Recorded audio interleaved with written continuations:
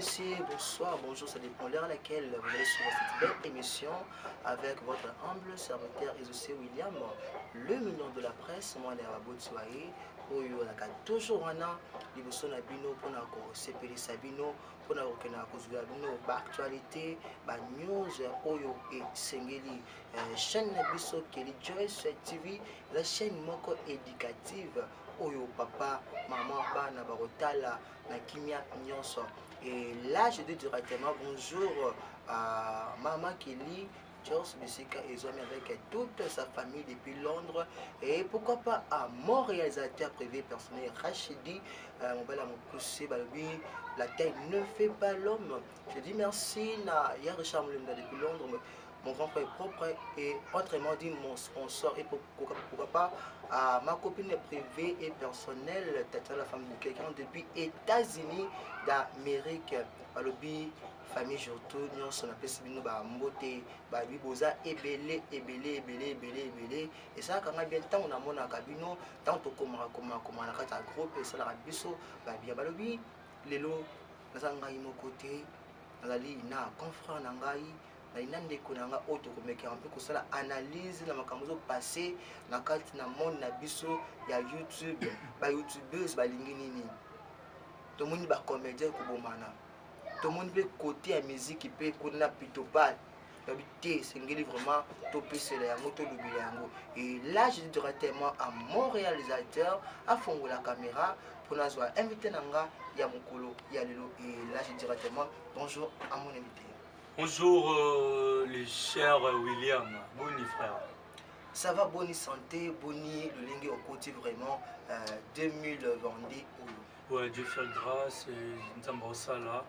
Ce qui nous a mis vraiment, maintenant, on a moyen de l'eau, qui nous a tenté, que ça même pas émission. Donc, 2022, les Kakitoko, nous sommes carré, nous avons vraiment Azosala. Ok, nous avons vraiment Azosala. Moi, je rappelle mon Dieu, nous avons abonné à Kelly Joyce, et puis nous avons tout sur l'émission, nous avons posé ndeko na biso azala na plateau na biso kombo na ye nani pe azali nani malgré nga na pesa ki déjà. Ouais, bandeko ya Kelly John Joyce. Kelly Joyce. Okay. Il y a le abonné à Kelly Joyce. Vous continuez toujours à s'abonner quand on a s'abonner à Kelly Joyce et puis vous commenter, vous partager, vous liker quand émission il y a ndeko na William donc et ça la kamajar.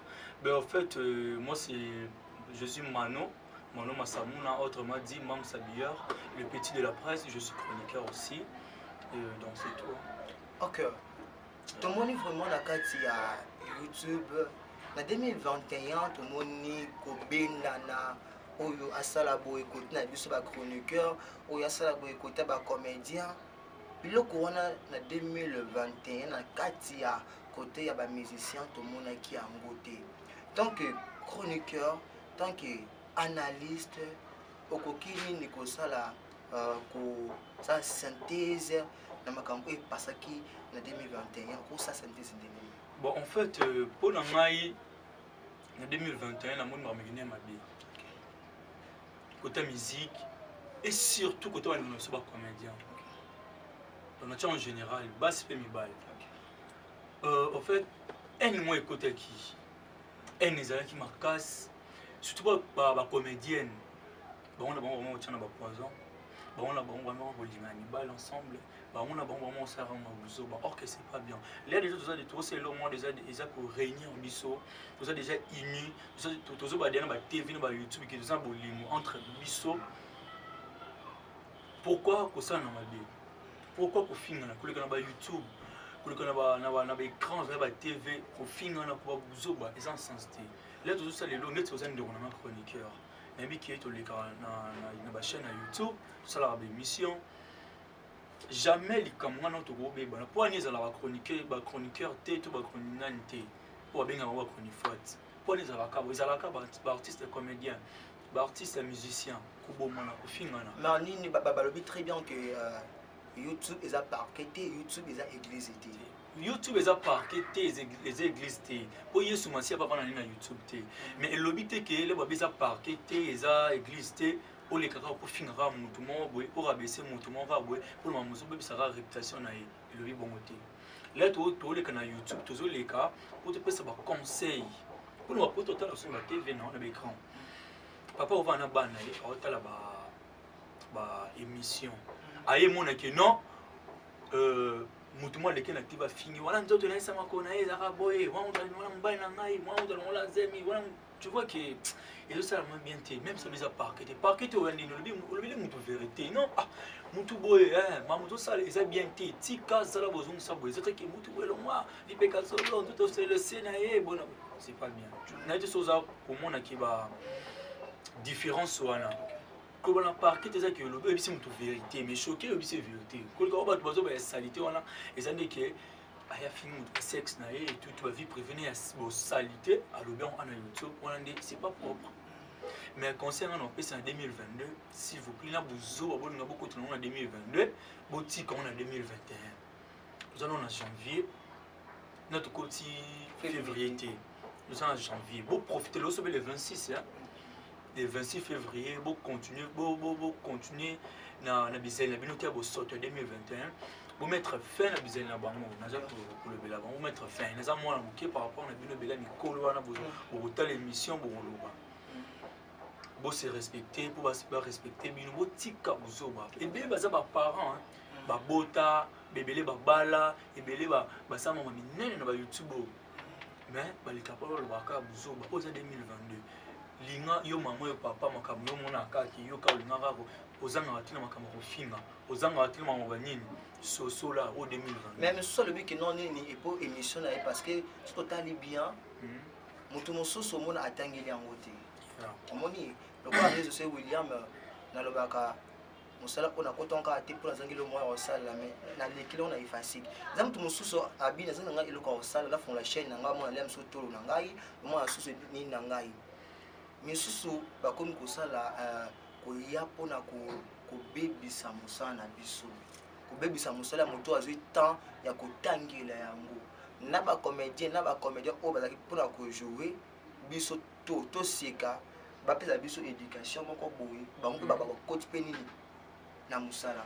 Bon, pour moi vraiment je peux dire là c'est Zabuzoba oza comédien zala wana pour pesa ba concert et pardon s'il vous plaît conseil qui comédie oza wana pour ça va te rendre va te sourire tu vois biso ba chroniqueur ba auto les clés on ba facile tout temps il y a mo toza wana pour tout ça la musala surtout toza wana pour ba actualité pour ça là ba nino ba live pour analyser selon actualité toza wana te pour tout ça ba tous les la plupart bato aleka na YouTube pour na kofinga bato ba bêtise bato batangela honte nayebi te ceux qui ont compris wana pour atalama pour chaîne italama nani wana le bibongo tengela ko mo pour ceux qui attendent la facilité mais nini to moni baba Carmel Odia ndenge mabete obi que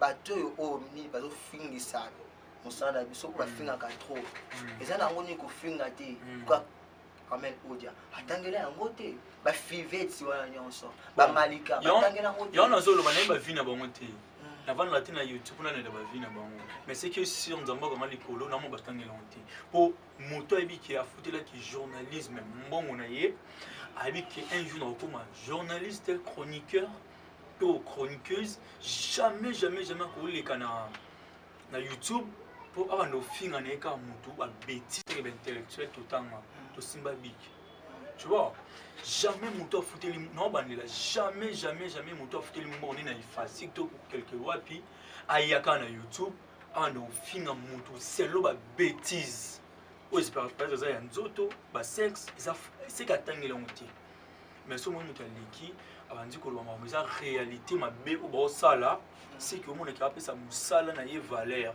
ça to pesa qui journalisme valeur qui chroniqueur valeur so tant que un intellectuel tant que moto o peni o l'équipe na bande de l'école o koki ko pesa nini bande so conseil na conseil pesa ba onti et loka na loba yuzo baba zo sala 2022 bati ko ba mboki pour fort mboka ekufa na moto oyo azoboma mpe azosala buzoba comprendre nde so na faire comprendre yo mboka ekufa pa moto oyo abimaka kaka eluka moto abi pasi ya moninga te moto abi pasi aluka mbongo te moto abi pasi te ke ya koboka baninga maladi ya kokritike baninga ya koleka na tv mponga bo bateki nga na bon te so mpe oye ape na oloba buzoba mais naota sikoyo nini elo napesa na nini o différence so oye a naobana mpe anandoloba yo moto boye mais je pas le temps pourquoi naota no natanga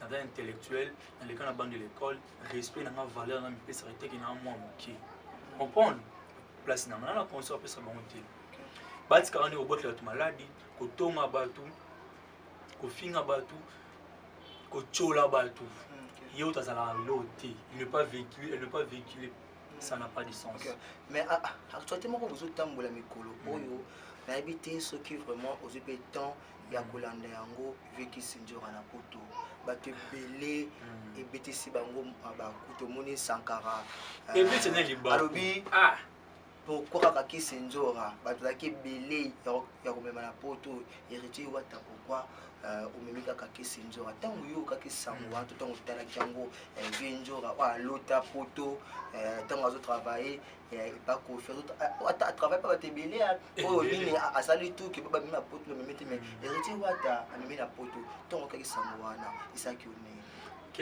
question te mena koloba tosala mosala ngana to bachroniqueur en fait ceux qui les loquets chance sourire qui poto non comme temps passe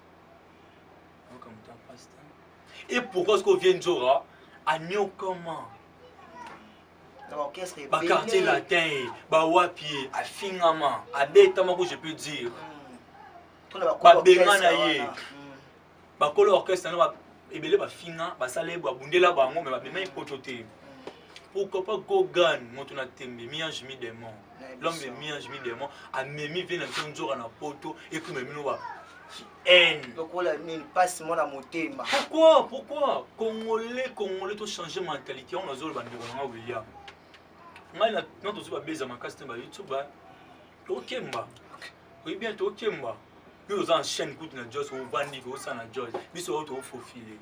On a chaîne le jour où on va chaîne moi bien la moindre qui va fou comment bien comment tout moi na tchéna ma yo soit déjà bien montoni na mwana oya la maladie et ça sorcellerie moi vraiment aux avez monté moi avez bien moi on féliciter beaucoup ba respect belé na héritier wata l'homme de miens je des morts gogan motona tembe donc non féliciter mingi assez lourd moko gombe na gombe donc assez lourd moko et l'équilibre tout ça est strappé ordinaire pour ébélé côté qui sont toujours à l'équipe même pototé mais il y a même à tambosi c'est ça peut honneur moi pour n'amboka na bisopé ba artiste na biso même ba tuna ba poto donc ça comme moi genre Venzora ça nous poser kolanda bango te bloté ça nous poser biso wa petit na yo ba chance ka ebele sur to zali banzi avec fuma non c'est un peu na Paris ti ma akiba Bruxelles na mona vous kati short autant vous savez vraiment taki la na poto la mba donc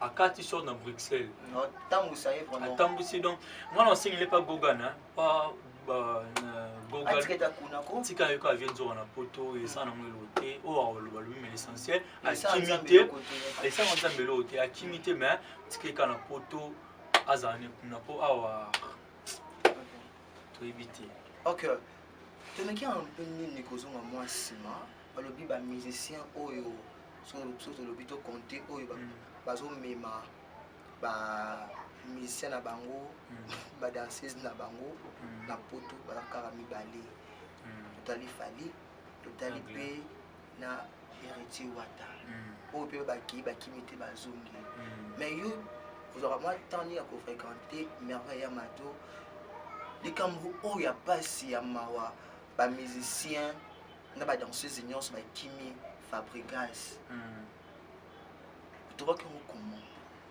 baba complexé merveille à Mato a complexité yanga zongi na kini oui Oh, bon ce qu'on est razonné bon ni suka ni pe yango kana bo atika na poto jamais. obi na vie on a été que un jour on va si je savais Nde on a so gaz fabuleux à l'oba. Alonga car, n'avait mado ndo so gaz fabuleux à l'oba. Alonga car, alonga dar, alonga lar. Donc dans zawana elle le véhiculé avant d'avoir place à bien, azanga bon côté. À travers maestro Fabre dans les années tokos. Bon bah timia na peut-être dans situation de vivre vraiment côté financier, vous avez une bonne moitié. On est vous avez une bonne moitié. Non moi bon t'es dans ma longue bété.